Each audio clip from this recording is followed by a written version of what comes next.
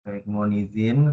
Sebelumnya, Assalamualaikum warahmatullahi wabarakatuh. Mohon izin Bapak Octavian Cahya Dwi Hardin. Perkenalkan, saya Riko Ramadhani, mahasiswa S1 Manajemen dari Unsia dengan kode kelas MJ419. Pada sore hari ini, saya izin mempresentasikan tugas saya, tugas terkait dengan mata kuliah perekonomian Indonesia dengan judul Analisis Investasi Sektor Hilirisasi Mineral, terutama nikel, dalam ekosistem baterai electronic vehicle di Indonesia. Untuk latar belakangnya, yang pertama yaitu adanya larangan ekspor biji nikel mentah.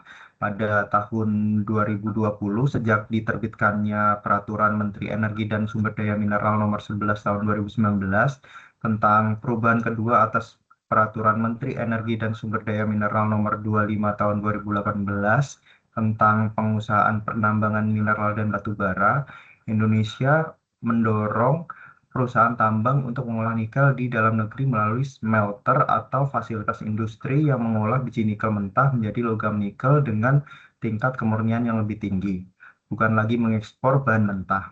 Kebijakan ini kemudian meluas menjadi cita-cita pembangunan ekosistem penuh kendaraan listrik, dari mulai tambang nikel, menuju ke smelter, menuju ke prekursor baterai, selanjutnya diteruskan dengan menjadi sel baterai yang kemudian untuk sebagai bahan bakar atau suku cadang dari mobil listrik. Selanjutnya, Indonesia memiliki cadangan nikel terbesar di dunia. Indonesia memiliki sekitar 55 juta ton cadangan nikel atau sekitar 41% dari total cadangan global. Jauh melampaui Australia yang berada di posisi kedua dengan sekitar 18%. Dari sisi produksi, Indonesia menyumbang sekitar 65% pasokan nikel dunia, menjadikannya pemain dominan dalam rantai pasokan global. Untuk alasan ketiga, yaitu sektor ini kini menjadi bagian yang merupakan agenda hilirisasi nasional yang lebih besar. Peta Jalan Hilirisasi Investasi Strategis pemerintah mencakup 28 komoditas dan 8 sektor utama yang ditargetkan mencapai nilai investasi sebesar 618 miliar US dollar pada tahun 2040. Dan pemerintah menargetkan realisasi investasi hilirisasi mencapai 3.839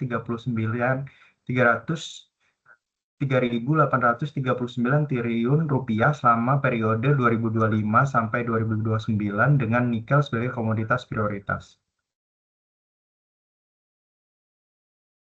Selanjutnya terkait dengan analisis investasi. Faktor-faktor utama yang membuat sektor ini menarik bagi investor adalah yang pertama, cadangan dan produksi nikel terbesar di dunia ada di Indonesia.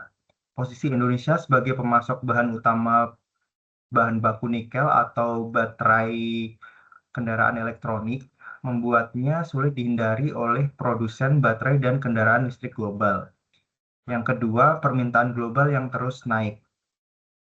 Seiring transisi energi bersih dan pertumbuhan pasar kendaraan listrik, termasuk kebutuhan domestik, pada 2030 diperkirakan permintaan baterai electronic vehicle di Indonesia akan mencapai 40 gigawatt per hour, terdiri dari 500.000 mobil listrik dan 3,5 sampai 4 juta unit kendaraan listrik roda 2. Yang selanjutnya, nilai tambah dan margin lebih tinggi dari produk olahan atau mixed hydroxide peroxide, persekutor, dan juga sel baterai dibanding ekspor biji mentah, sehingga investor tertarik masuk lebih dalam ke rantai produksi ini. Terus yang selanjutnya adalah kawasan industri terintegrasi seperti PT Indonesia Morowali Industrial Park dan PT Indonesia Wedabai Industrial Park yang sudah menyediakan infrastruktur yang memadai seperti listrik, pelabuhan, dan smelter sehingga menekan biaya investasi baru. Selanjutnya terkait dengan kebijakan dan dukungan pemerintah pada sektor ini.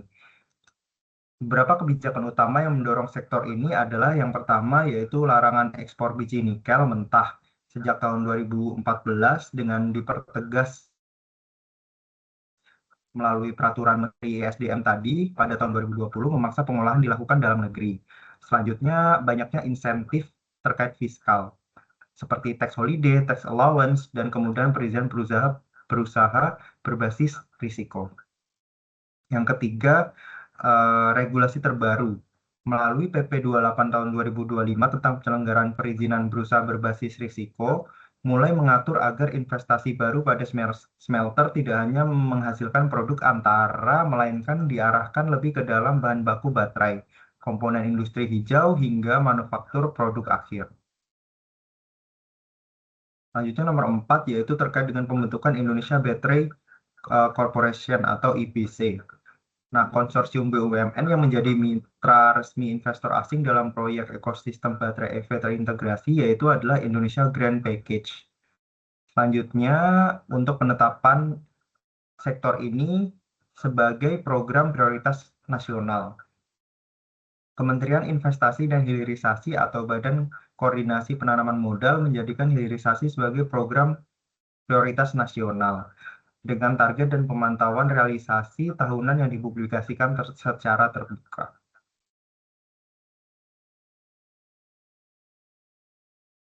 Untuk selanjutnya terkait dengan tren investasi selama 5 tahun terakhir. Selama 5 tahun terakhir, data realisasi investasi menunjukkan tren pertumbuhan yang sangat kuat. Yang pertama yaitu total realisasi investasi bidang hilirisasi pada Januari sampai Desember 2025 mencapai 584,1 triliun rupiah, tumbuh 43,3% dan berkontribusi 30,2% dari total realisasi investasi nasional pada tahun 2025. Selanjutnya, realisasi investasi nasional 2025 secara keseluruhan mencapai 1.931,2 triliun rupiah, tumbuh 12,7% dari tahun sebelumnya dan menyerap 2,71 juta tenaga kerja. Di dalam hilirisasi mineral menyumbang 373,1 triliun dengan komoditas nikel saja mencapai 185,2 triliun. Disusul dengan tembaga dengan angka 65,8 triliun dan bauksit sebesar 53,1 triliun rupiah. Investasi hilirisasi ini didominasi oleh penanaman modal asing sebesar 73,5% atau 429,6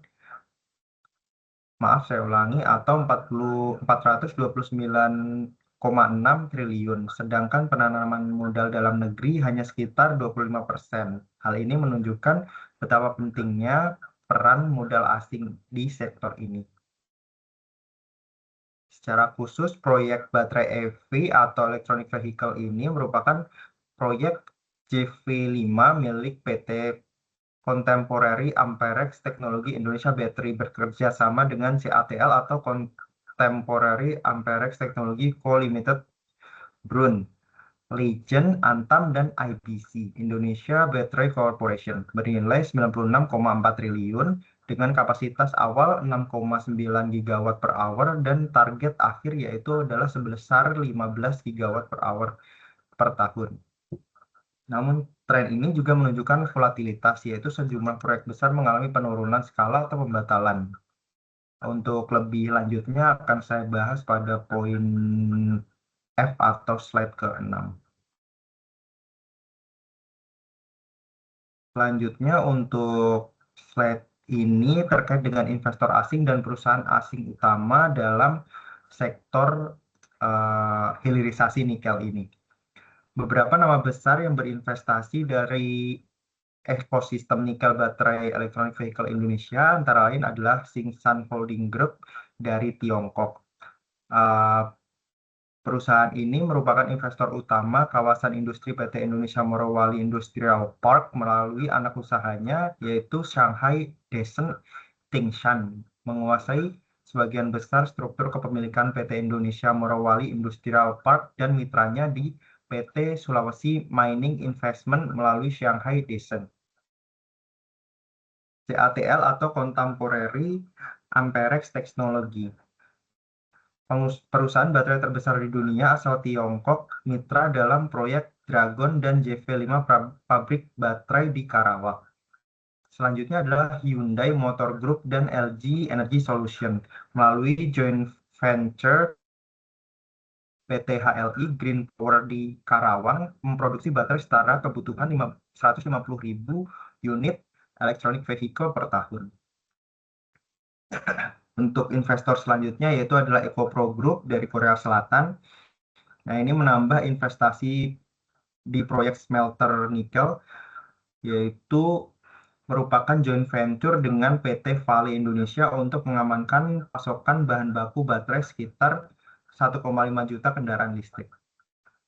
Dan yang terakhir adalah BYD. Produsen electronic vehicle terkenal asal Tiongkok ini membangun pabrik perakitan di Indonesia. Selanjutnya adalah dampak investasi asing terhadap sektor perekonomian di Indonesia. Ada dua, yaitu dibagi menjadi positif dan juga negatif. Yang pertama, dampak positifnya sendiri itu ada 5. Maaf, ada 4. Yang pertama adalah kontribusi besar terhadap PDB.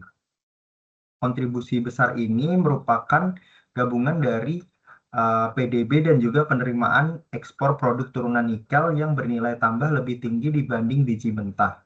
Yang selanjutnya adalah penyerapan tenaga kerja yang signifikan. Realisasi investasi tahun 2025 menyerap 2,71 juta rupiah, 2,71 juta tenaga kerja, naik 10,4% dari tahun sebelumnya. Selanjutnya adalah pemerataan investasi keluar Jawa. 71,71% realisasi investasi berada di luar Jawa, mendorong pertumbuhan wilayah seperti Sulawesi Tengah dan juga Maluku Utara. Yang terakhir adalah transfer teknologi pengolahan dan produksi baterai. Hal ini memperkuat posisi Indonesia dalam rantai pasokan kendaraan listrik global. Selanjutnya adalah dampak negatif atau dampak yang perlu diwaspadai.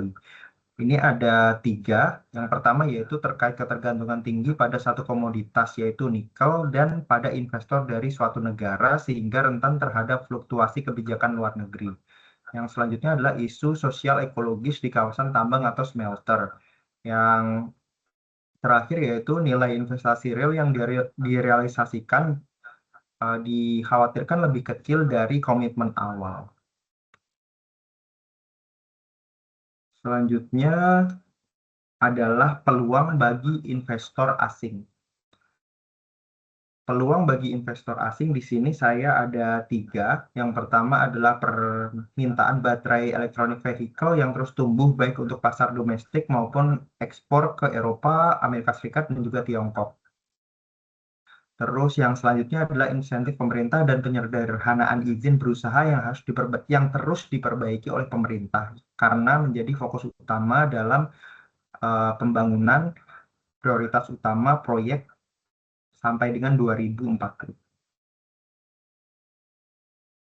Selanjutnya adalah peluang ekspansi ke mineral kritis lain seperti kobalt, tenaga, dan litium sebagai pelengkap ekosistem baterai. Singsan misalnya mulai membidik pengembangan litium mulai dari yang bernilai 350 US dollar setelah menguasai pasar nikel dan juga kobalt. Selanjutnya adalah terkait dengan tantangan investor asing. Di sini ada 5. Yang pertama adalah realisasi investasi dan yang meleset dari komitmen. Contoh nyata dari hal ini adalah adanya proyek Titan pemerintah yang akhirnya memutuskan tidak lagi menggandeng konsorsium LG Energy Solution di proyek Titan tersebut karena proses negosiasi investasinya yang berlarut-larut sehingga proyek jalan di tempat. Konsorsium Korea Selatan yang dipimpin oleh LG tersebut akhirnya hengkang dari proyek senilai 129 triliun rupiah. Yang selanjutnya, ketergantungan pada persetujuan negara asal investor. Investasi CATL misalnya harus mendapat persetujuan pemerintah Tiongkok terlebih dahulu. Dan dari rencana yang awalnya direncanakan 15 gigawatt per hour, baru sekitar 7,5 gigawatt yang disetujui. Sementara nilai investasi real CATL sempat turun lebih dari separuh dari komitmen awal. Dari rencana penuh menjadi 6,9 gigawatt saja atau sekitar 417 juta US dollar. Yang ketiga adalah ketidakpastian regulasi, termasuk perubahan arah kebijakan hilirisasi seperti PP 28 tahun 2025 yang bisa mengubah kalkulasi bisnis investor yang sudah terlanjur berinvestasi di tahap sebelumnya. Selanjutnya adalah kompleksi, kompleksitas ekosistem hulu hilir. Produsen kendaraan seperti Wuling masih menunggu kesiapan ekosistem dan kecocokan teknologi baterai sebelum berkomitmen menyerap nikel di Indonesia.